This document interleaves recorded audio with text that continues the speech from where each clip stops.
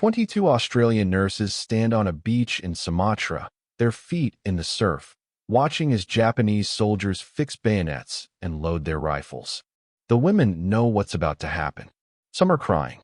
Some are praying. Some stand in defiant silence. Behind them, wounded British soldiers who can't even stand are being executed where they lie. The nurses had escaped the fall of Singapore only 2 days before. They'd survived a torpedo attack that sank their ship. They'd made it to shore, thinking they'd reached safety. But there is no safety. The Japanese officer gives an order. The soldiers raise their rifles. And in the next few seconds, these women who dedicated their lives to healing will be murdered simply because they wore an Allied uniform. Only one will survive to tell the tale of what happened. This is the story of the Vyner Brooke Massacre, one of the most horrific war crimes of World War II and one that's been criminally overlooked in popular history. Let's start with the context, because you need to understand the chaos and desperation that led these nurses to that beach. By early 1942, Japan was rampaging through Southeast Asia with shocking speed. They'd attacked Pearl Harbor in December 1941. Then they invaded Malaya, the Philippines, the Dutch East Indies, and Burma. Everything was falling like dominoes. British forces were in full retreat. Singapore, the supposedly impregnable fortress that was Britain's main military base in the region, was under siege. Everyone knew it would fall. It was just a matter of time. By early February 1942, the situation was hopeless. Civilians and military personnel were evacuating Singapore any way they could before the Japanese captured the city. The nurses were Australian military nurses who'd been stationed at Singapore's hospitals treating wounded Allied soldiers. As the Japanese closed in, orders came to evacuate. Small ships were being loaded with evacuees for the perilous journey to Java or Sumatra or Australia, anywhere away from Singapore's impending fall. On February 12, 1942, 65 Australian nurses were ordered to board the SS Vyner Brooke, a small coastal steamer that was going to attempt the escape to Java. The ship was packed with over 300 people, nurses, wounded soldiers, women, and children evacuees, and civilian men. Everyone was desperate to escape before Singapore fell. The Vyner Brooke set sail from Singapore on the evening of February 12. She was one of dozens of small vessels making escape attempts. The waters between Singapore and safety were dangerous. Japanese aircraft controlled the skies. Japanese submarines and surface ships controlled the seas. Ships fleeing Singapore had to run a gauntlet, knowing they'd probably be attacked. But staying in Singapore meant capture, possible death, and certainly internment in prisoner camps. So they took their chances on the water. For one day, Vyner Brooke made progress. They sailed south through the strait between Sumatra and other islands, hoping to reach Java. But Japanese planes were hunting for evacuation ships. On February 14, 1942, Valentine's Day, Japanese aircraft spotted Vyner Brooke and attacked. They bombed and strafed the ship. The small steamer had no defenses, no weapons to fight back. The bombs hit, and the boat started sinking immediately. People rushed to the lifeboats and life rafts. The evacuation was chaotic. The ship was going down fast. Some lifeboats launched successfully. Others capsized or were damaged. People jumped into the water. Some drowned in the attack. Others clung to wreckage. The nurses helped get people into lifeboats and then got into boats themselves. Within a short time, Vyner Brooke was gone, sunk in the waters off Sumatra. The survivors were scattered in lifeboats and rafts across the ocean. Some boats drifted together. Others became separated. They were maybe 12 miles from Sumatra's coast. The decision was to row for shore. What else could they do? Staying in boats in Japanese-controlled waters meant being machine-gunned by passing planes. They had to get to land. Different groups landed at varying spots along Sumatra's coast. One group of survivors, including 22 nurses led by matron Irene Drummond, landed at Radji Beach on Banka Island off Sumatra's coast. With them were some wounded British soldiers and civilian men from the ship. They'd made it to shore. They were exhausted, some injured, but alive. Surely the worst was over. They were wrong.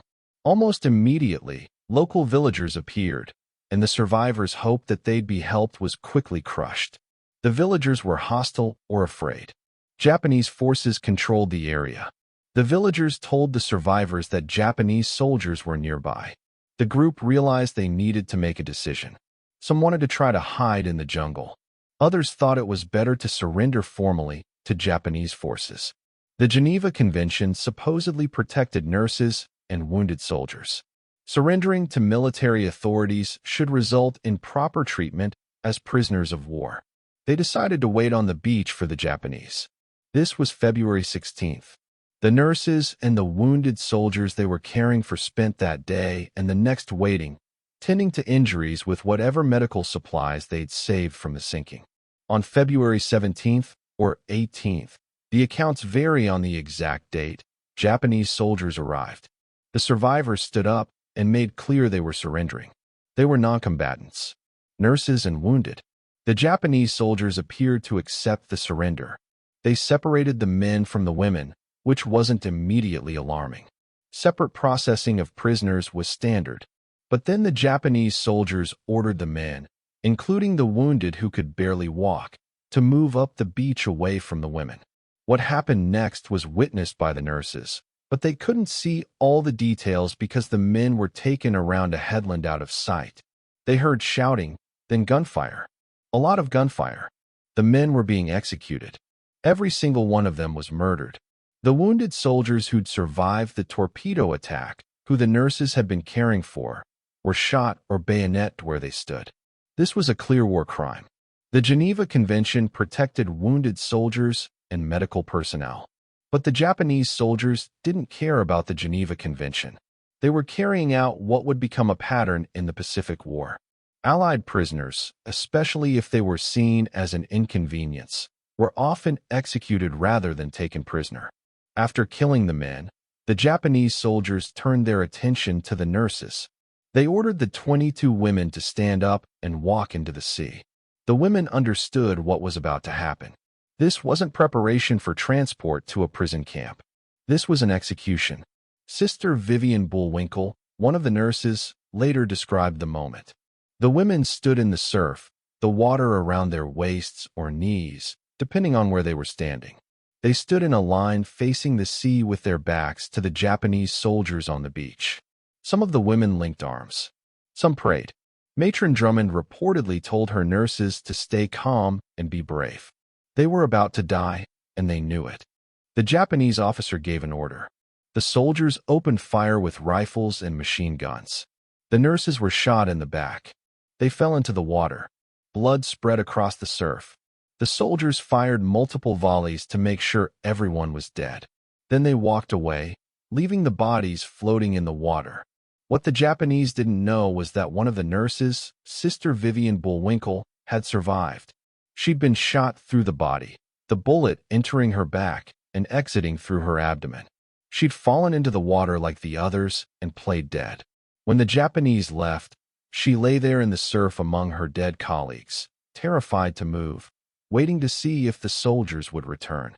After what seemed like hours, but was probably closer to 30 minutes, Bullwinkel decided the Japanese weren't coming back. She crawled out of the water and collapsed on the beach.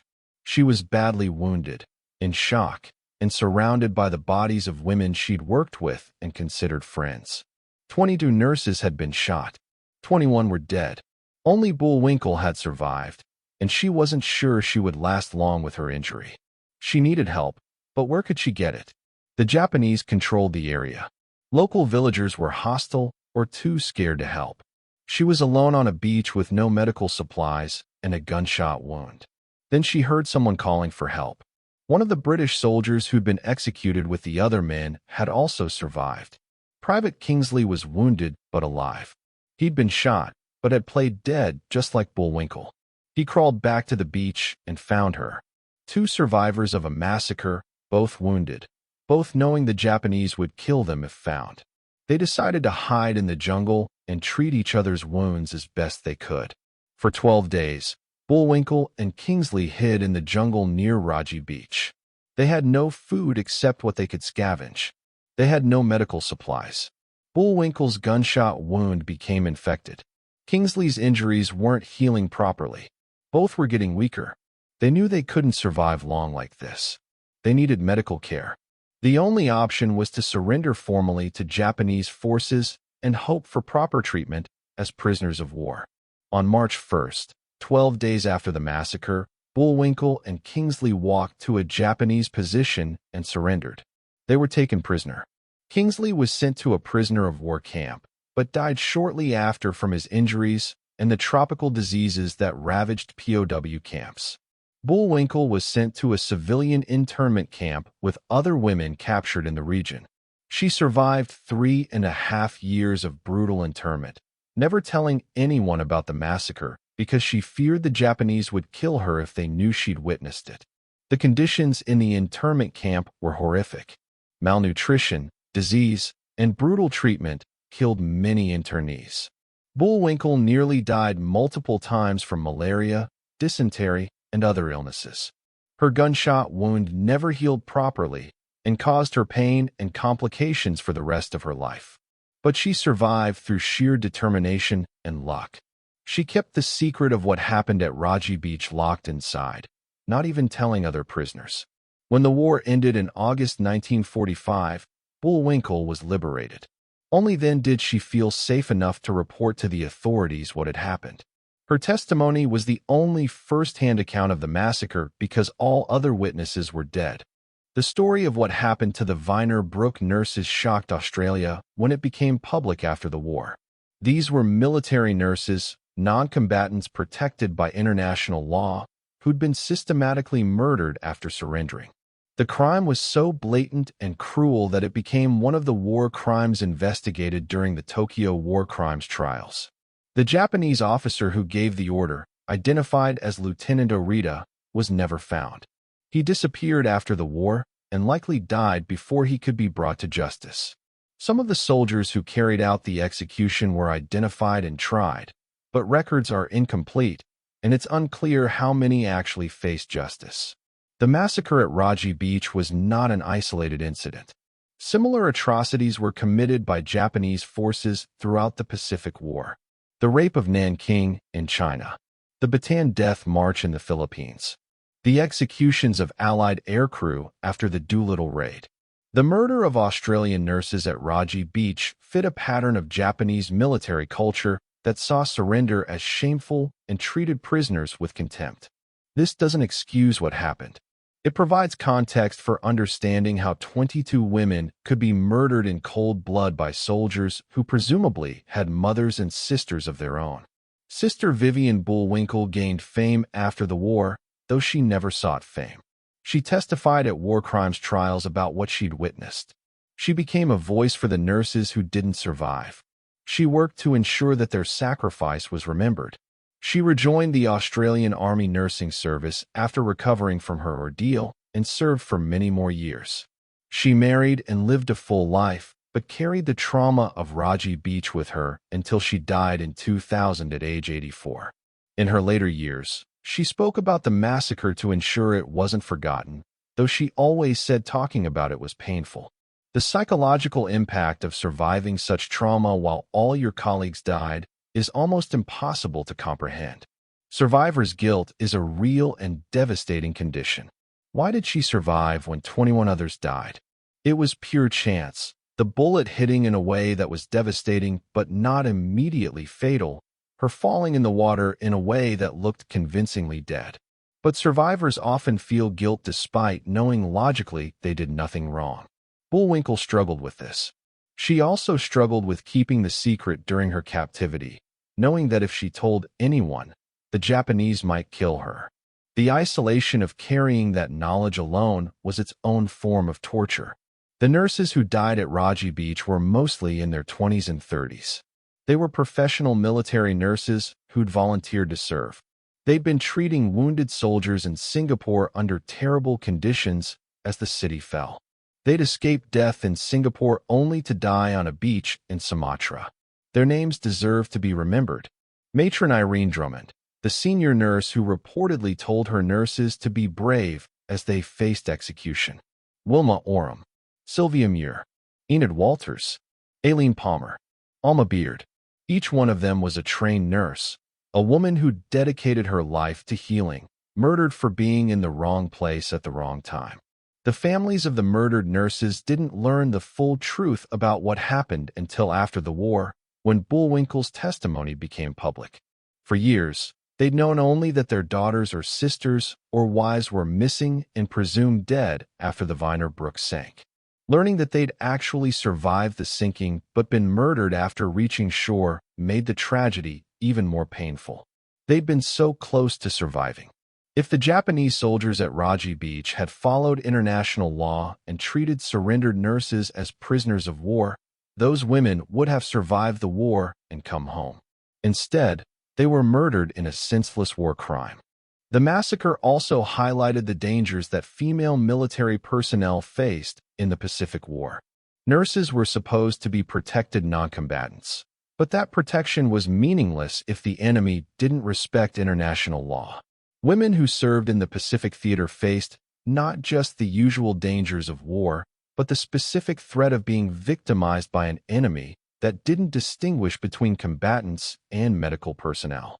The nurses on other evacuation ships from Singapore that were sunk also faced terrible fates. Some drowned. Others were captured and spent years in brutal internment camps. Some were never seen again. The evacuation of Singapore was a disaster that cost thousands of lives, and the nurses caught in it paid a terrible price. After the war, there were questions about whether more could have been done to evacuate the nurses earlier.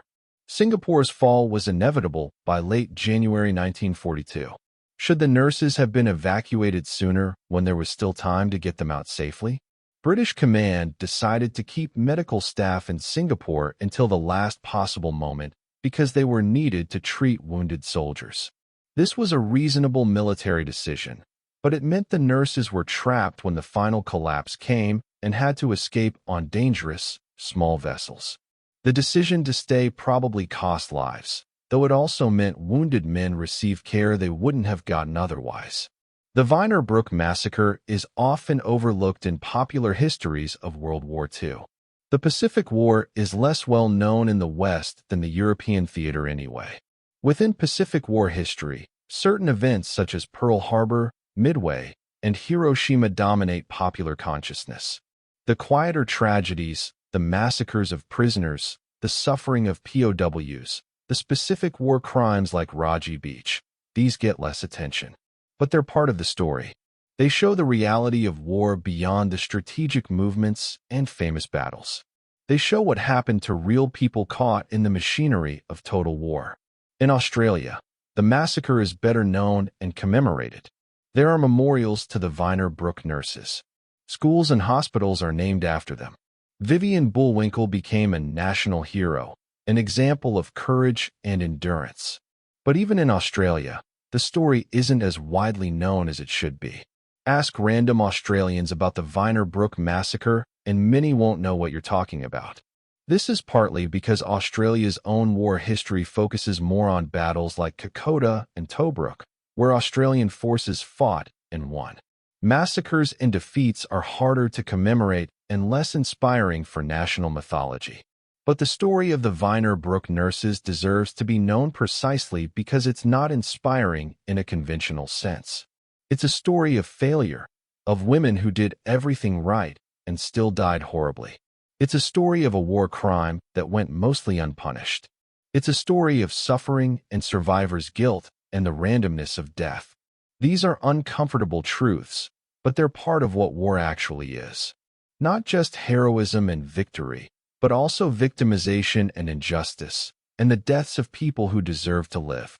Remembering these women means acknowledging that they existed, that what happened to them mattered, that their lives had value beyond being victims of a war crime. The massacre also raises difficult questions about justice and accountability. The Japanese soldiers who pulled the triggers were following orders from their officer. Does that excuse them? Most would say no, that following illegal orders doesn't absolve you of responsibility for war crimes. But those soldiers were also products of a military culture that had brutalized them and taught them that enemy soldiers and anyone associated with them deserved no mercy. Some of them might have been uncomfortable with what they were ordered to do, but did it anyway because disobeying orders in the Japanese military could mean being executed. This doesn't excuse the massacre, but it complicates the question of who bears responsibility. The Japanese officer who gave the order bears clear responsibility, but he was never caught. Did he die in the war? Did he return to Japan and live a normal life, never facing justice for murdering 22 women? We don't know. This is frustrating for anyone seeking closure and justice. Many war criminals escaped punishment either by dying during the war or by hiding afterward. The Tokyo war crimes trials prosecuted major figures, but many lower-level perpetrators of atrocities were never caught or tried. This is the incomplete nature of justice after mass conflict. Not everyone who deserves punishment receives it. For modern audiences, the story of the Vyner Brooke massacre is a reminder that war crimes aren't abstract concepts. They're specific acts committed by specific people against particular victims. 22 women with names and families and lives ahead of them stood in the surf and were shot. That's not a statistic. That's a human tragedy multiplied by 22. Remembering this keeps us from becoming numb to the costs of war. It's easy to discuss World War II in terms of grand strategy and military campaigns. It's harder but more important to remember the individual human beings who suffered and died, especially those like the nurses whose suffering wasn't part of glorious combat, but simply the result of being helpless victims of war crimes. The story also reminds us why international humanitarian law matters. The Geneva Convention existed to protect people like these nurses. It failed because one side didn't respect it. But that doesn't mean the law is worthless. It means enforcement is crucial and that the international community must hold war criminals accountable. The fact that most of those responsible for the Radji Beach massacre escaped justice is a failure of the post-war justice system. We can learn from that failure by being more committed to enforcing humanitarian law and prosecuting war crimes even when it's difficult or politically complicated. Vivian Bullwinkel spent much of her later life as an advocate for peace and as a reminder of the nurses. She spoke at schools, gave interviews, and attended memorial services. She was always gracious despite the trauma she carried. People who met her described her as warm and kind, someone who'd been through hell but didn't let it destroy her capacity for compassion.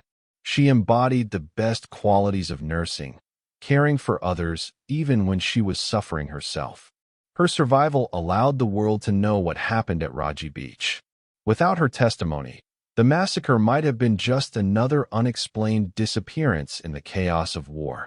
The nurses would have been presumed lost with the Vyner Brooke, their actual fate unknown. Bullwinkel gave them their story back. If this account of 22 brave women who were murdered for simply trying to survive moved you, if it reminded you that war crimes aren't abstract but involve real people with real lives, hit that like button and subscribe to this channel. We're telling the stories that need to be said, the forgotten atrocities and unsung heroes of World War II, the truths that make us uncomfortable but that we need to remember. Thank you for watching. Remember, those who forget history are condemned to repeat it. The nurses of the Vyner Brooke deserve to be remembered, so their deaths weren't meaningless.